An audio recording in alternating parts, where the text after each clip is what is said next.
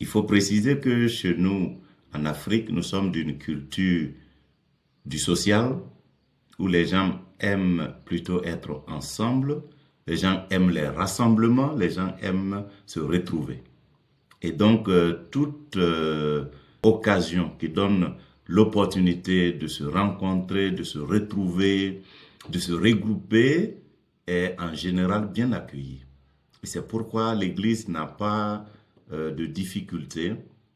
à commencer en général dans une maison, dans le cadre d'une famille qui ouvre ses portes,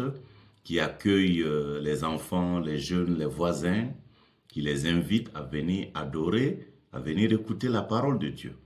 Les églises naissent en général dans les maisons et cela donne l'opportunité de partager en toute intimité l'évangile, d'écouter les uns les autres, de prier les uns pour les autres, de s'occuper aussi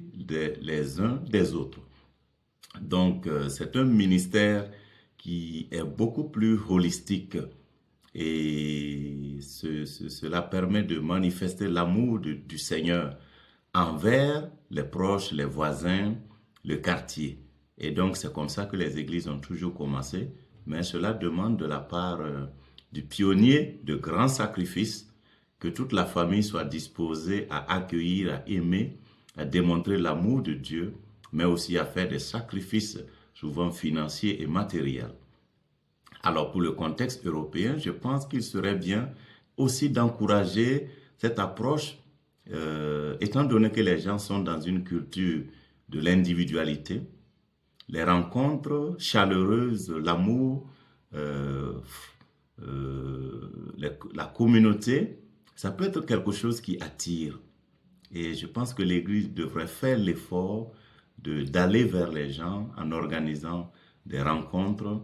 du sport, des activités récréatives, de créativité aussi, des repas, tout ce qui peut créer des rencontres et des échanges, et ce qui pourrait être un tremplin pour annoncer l'évangile aux voisins.